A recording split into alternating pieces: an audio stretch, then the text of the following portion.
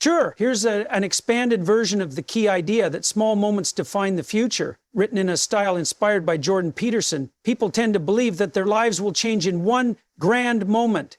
They wait for a breakthrough, a revelation, a miraculous opportunity that will shift the course of everything. But that's not how it works. Life doesn't change in one big dramatic instant. It changes in 1,000 tiny, seemingly insignificant moments. Moments that, at the time, feel like they don't matter. Think about it. When does a person become successful? It's not the day they receive a promotion or launch a business. It's all the days before that. The early mornings, the long nights, the hours spent learning, practicing, refining.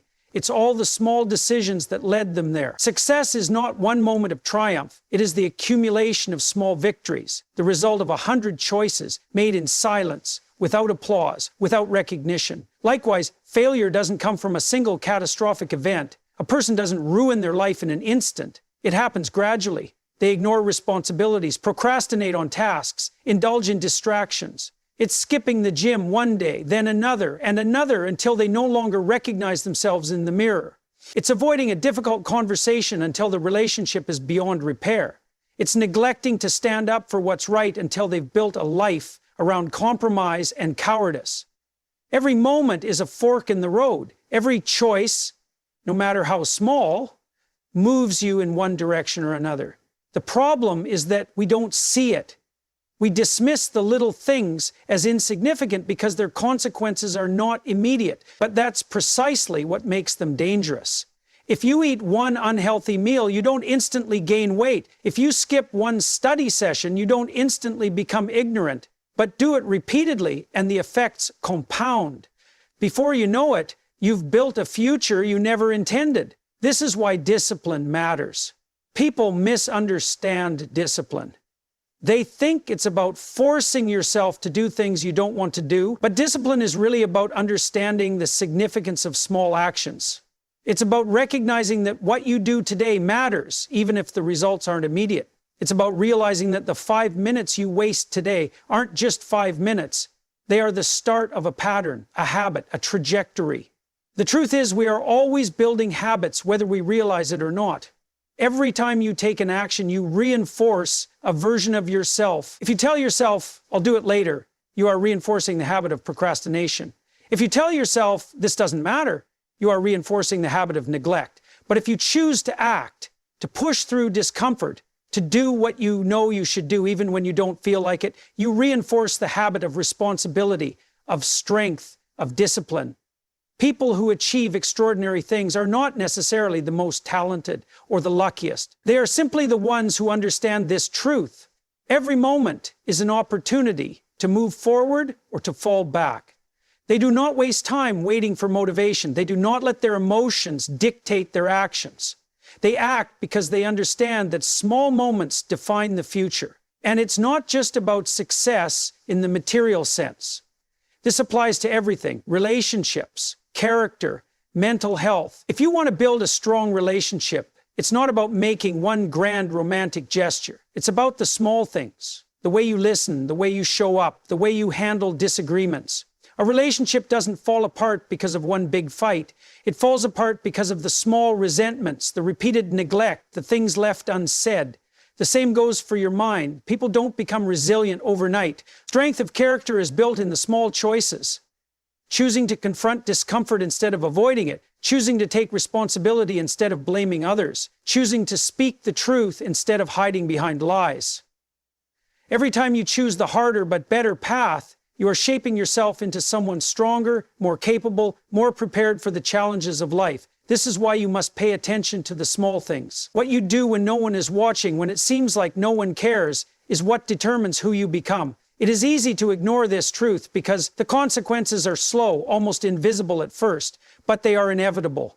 You will become a product of your habits, your choices, your repeated actions, whether you like it or not. So, what kind of future are you building? Are you using your moments wisely? Are you making choices that move you toward the person you want to become? Or are you wasting them, thinking that it doesn't matter, that you'll fix things later, because there may not be a later? One day you will wake up and realize that the future you were supposed to prepare for has already arrived.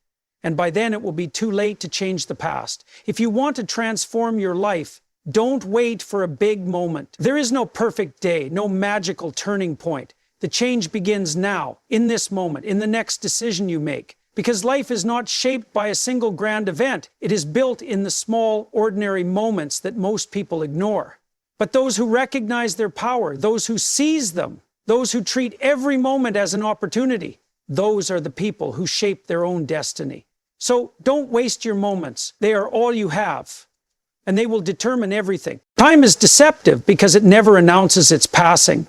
It moves quietly, relentlessly, without asking for permission.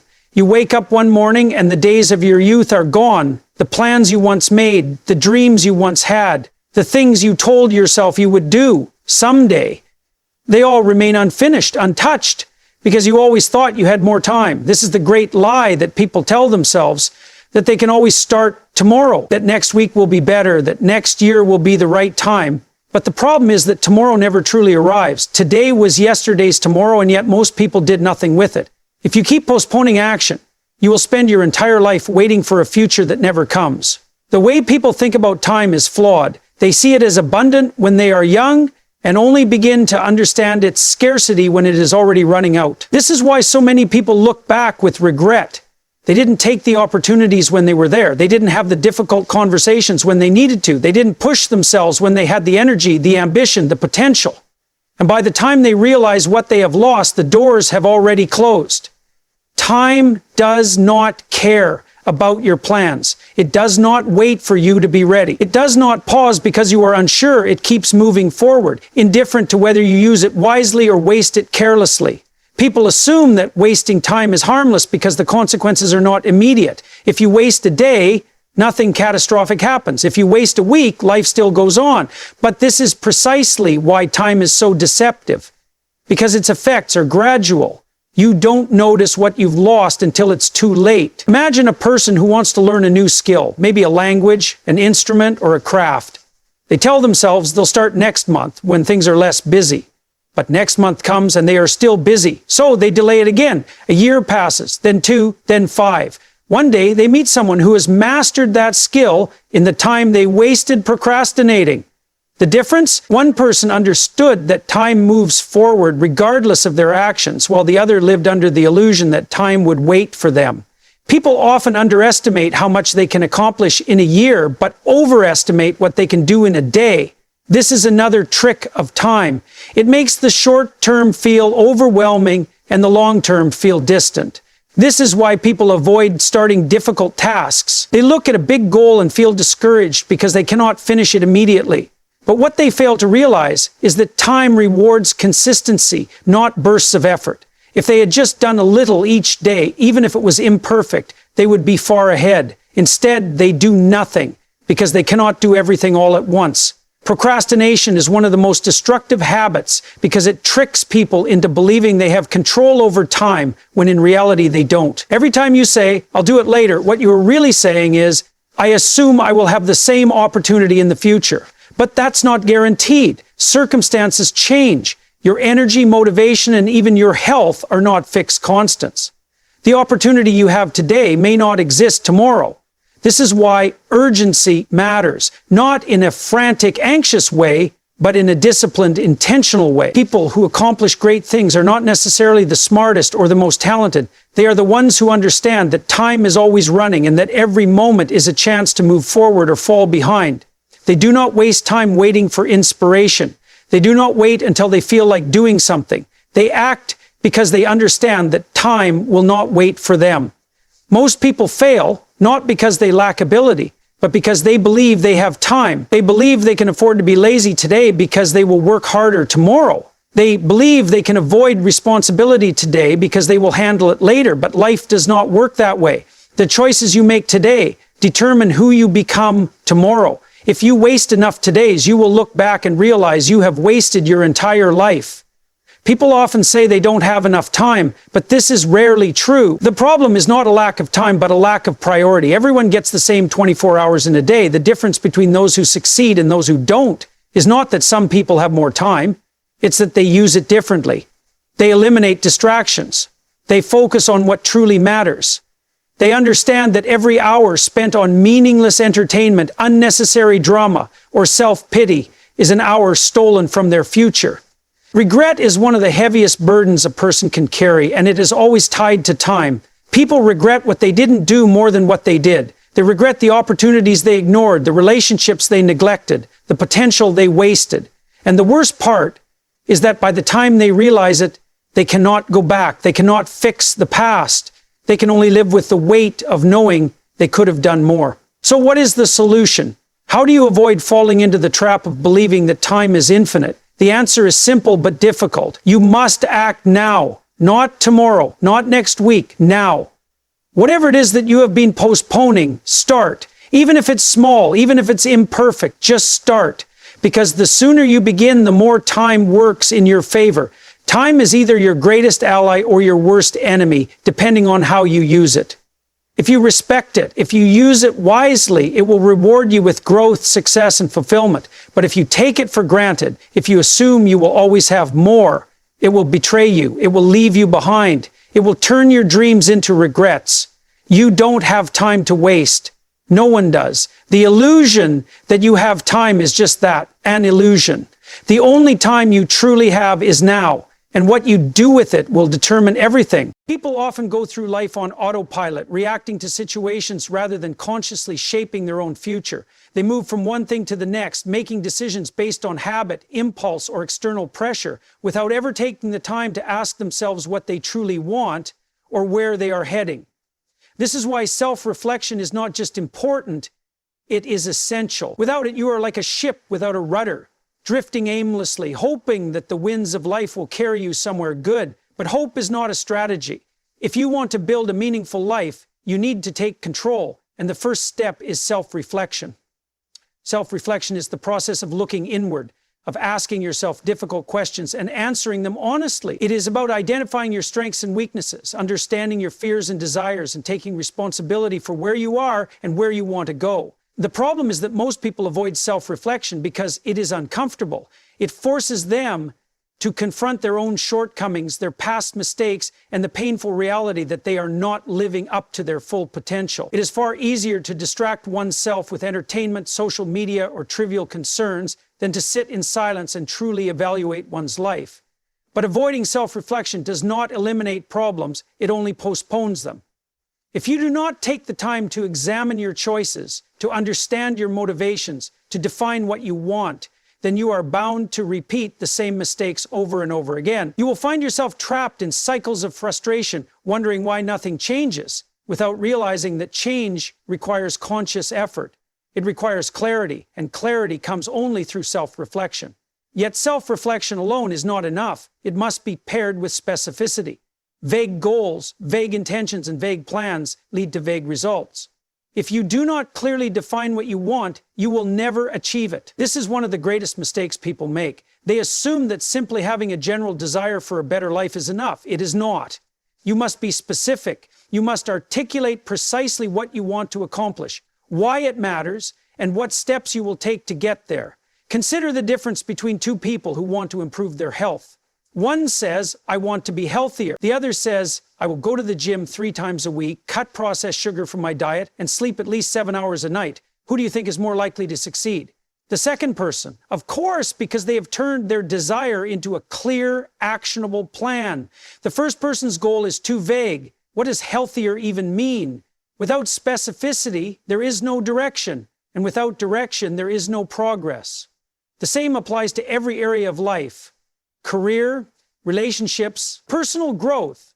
If you say, I want to be successful, that means nothing. Success is different for everyone. Does success mean financial independence? Does it mean building a strong family? Does it mean mastering a skill? If you do not define it clearly, you will spend your life chasing an abstract idea that never materializes. You will work hard but feel unfulfilled because you never took the time to clarify what you were working toward.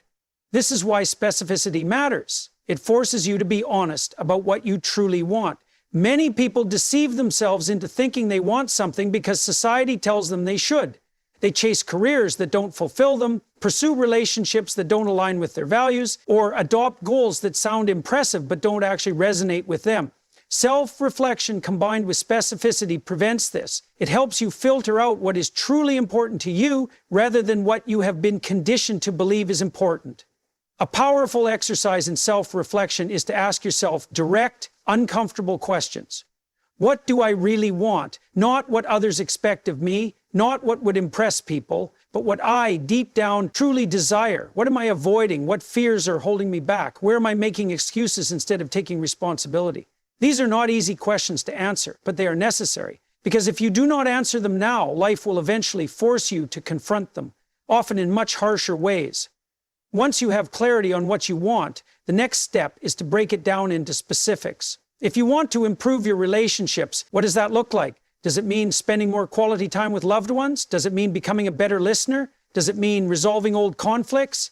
If you want to advance in your career, what does that require? Learning new skills, seeking mentorship, taking on bigger challenges? The more specific you are, the more actionable your goals become. Another reason specificity is so powerful is that it removes excuses. When your goal is vague, it is easy to rationalize inaction. If you say, I want to get in shape, you might keep postponing it because you have not defined what getting in shape means. But if you say, I will do 30 minutes of exercise 5 days a week, then you either do it or you don't. There is no room for excuses. Specificity forces accountability. It also makes progress measurable. If you don't define your goals clearly, how will you know if you are making progress? If your goal is simply to be happier, how will you track that? But if your goal is to develop a habit of gratitude by writing down 3 things you're grateful for every morning, you have a concrete way to measure whether you are improving. The more specific your goal, the easier it is to track your progress and stay motivated. Many people fear specificity because it makes failure more visible. If you set a vague goal and fail, you can convince yourself that you weren't really trying. But if you set a specific goal and fail, it is undeniable. This is why people avoid being specific. It protects their ego. But avoiding specificity does not protect you from failure, it ensures it. Because without a clear goal, there is nothing to work toward, nothing to adjust, nothing to measure. If you truly want to grow, you must be willing to be specific, even if it means exposing your own shortcomings. Because specificity gives you a roadmap. It turns wishful thinking into a plan. It transforms abstract desires into concrete actions. And it ensures that when you reflect on your life in the future, you will not look back with regret, wondering where all the time went and why you never achieved what you wanted. The combination of self-reflection and specificity is what separates those who drift through life from those who take control of it. Most people are not living, they are merely existing, moving through each day without direction, without intention. They do not know what they want, and because of that, they achieve nothing of real significance. But those who take the time to reflect, who force themselves to be honest, who clearly define their goals and act upon them, those are the people who shape their own destiny. Life will not hand you meaning. It will not give you purpose. You must create it. And the way you do that is by looking inward, understanding yourself, defining what you want, and then pursuing it with absolute clarity and determination. Because without self-reflection, you will always be lost. And without specificity, you will never arrive. People often blame circumstances, other people, or even luck for where they are in life. They tell themselves that their failures are because of unfair systems, difficult upbringings, or bad breaks. They convince themselves that if only the world had been different, they would be successful, happy, and fulfilled.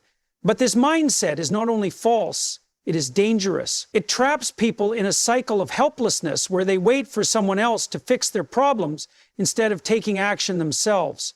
This is why personal responsibility is key. It is the foundation of success, growth, and a meaningful life.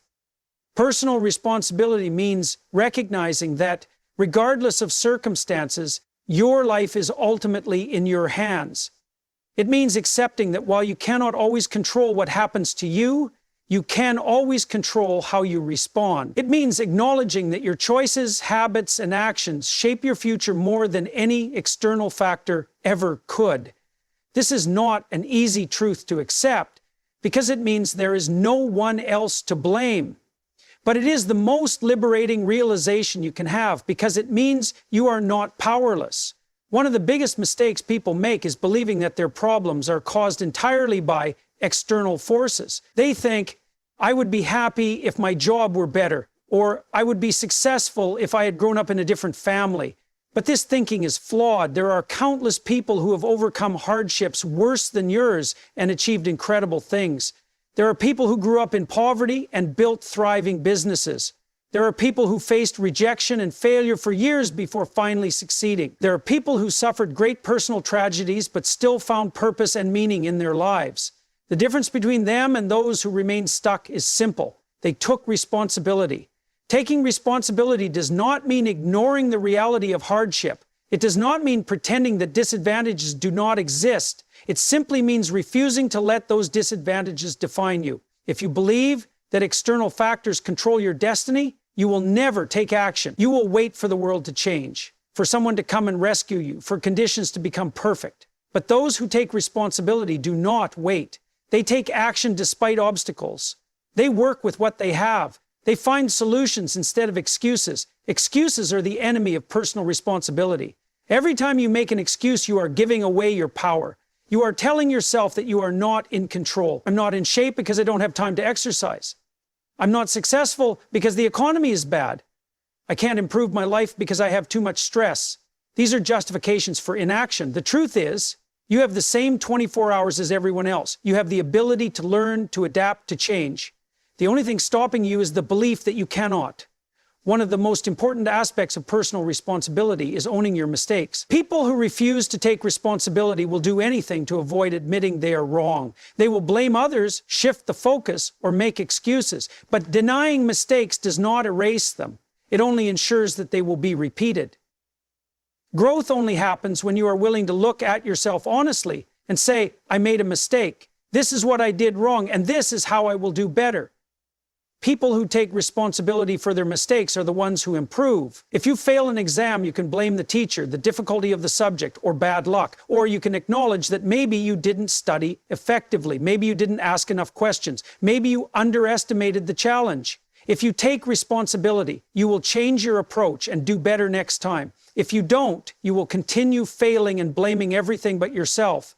The same applies to relationships. If you always blame others when things go wrong, you will never fix your problems. If a friendship or relationship falls apart, it is easy to say they were the problem. But what if you contributed to the issue? What if you were not as present as you should have been? What if you did not communicate effectively? Taking responsibility allows you to improve, to fix relationships, and to become a better person. Personal responsibility is also essential for success. People who achieve great things do not wait for opportunities, they create them. They do not sit around waiting for motivation.